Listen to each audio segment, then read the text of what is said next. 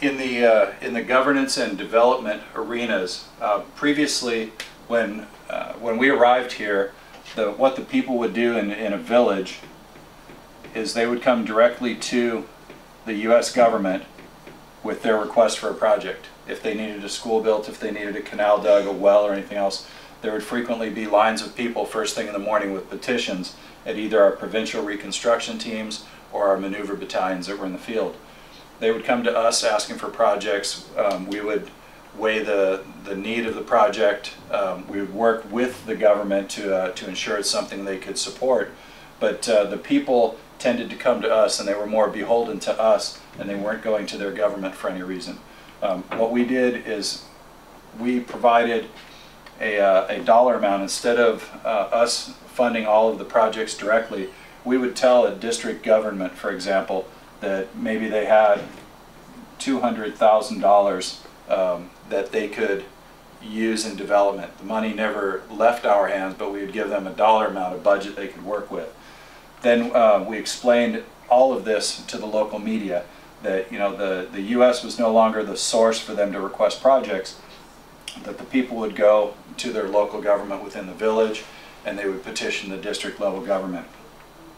When this dollar amount was authorized for the district government, that would go out to the media so that people could hear it on the radio. Not a lot of TV in most of our areas, and not a very high level of literacy, so most of the people, there's no newspaper industry. So we'd put that out on the media, that they received a budget.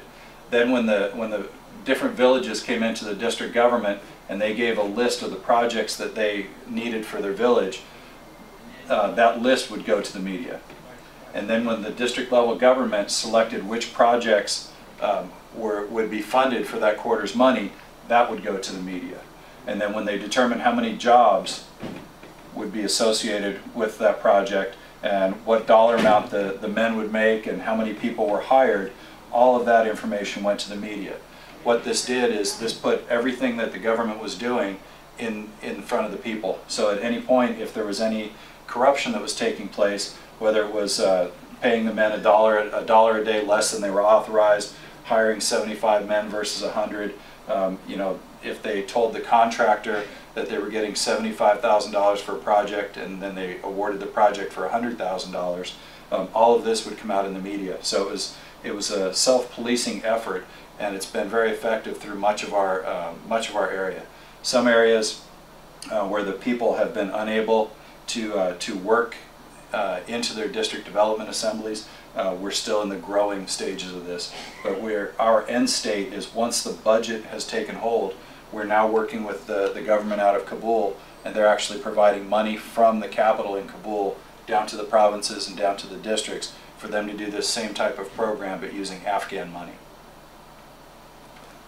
So one of the things we've been hearing on the news a lot is about corruption. I've heard about it since I've been here, of course, and it seems to me the system you've put together is working from the grassroots up, but you're still working through the government.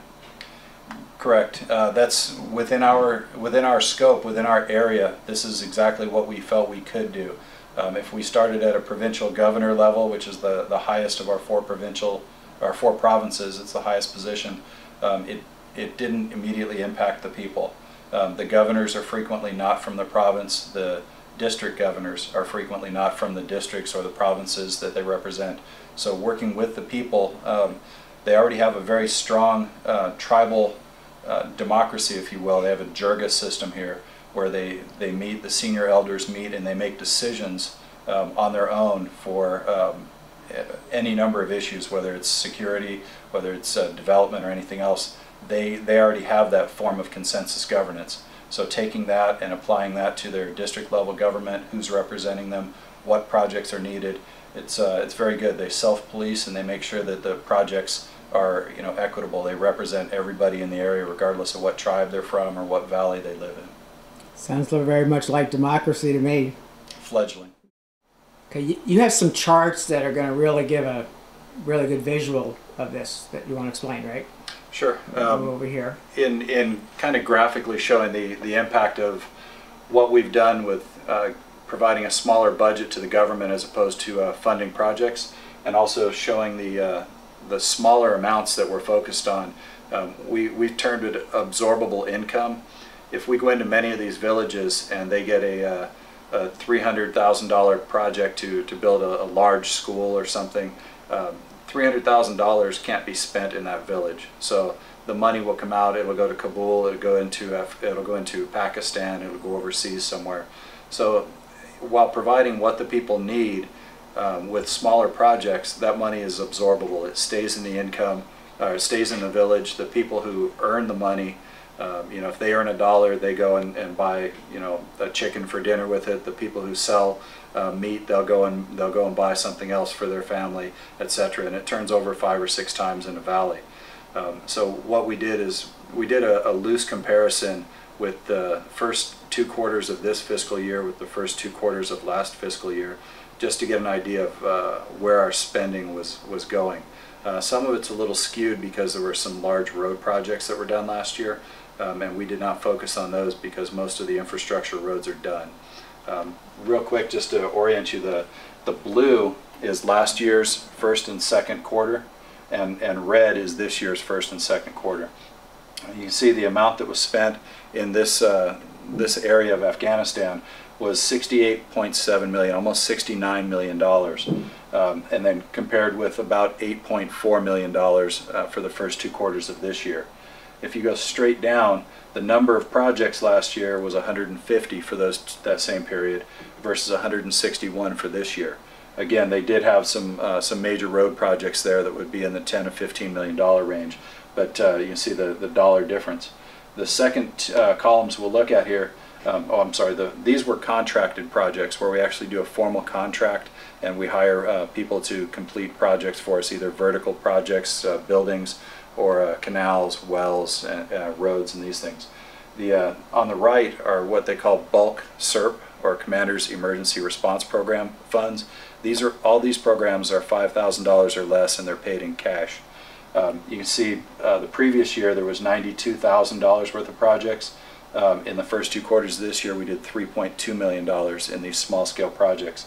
And then down here, this is the most telling part of what we've tried to do, is getting development into the smaller villages out into the valleys. There were 4 projects that were done last year in the period versus 964 projects that were done this year. So we've really taken development out into the smaller valleys, and all of these have been done through the local village leaders, through the district development assemblies, and the local governance in the area. Reporting from here in Afghanistan, I am Bob Calvert, your host at TalkingWithHeroes.com.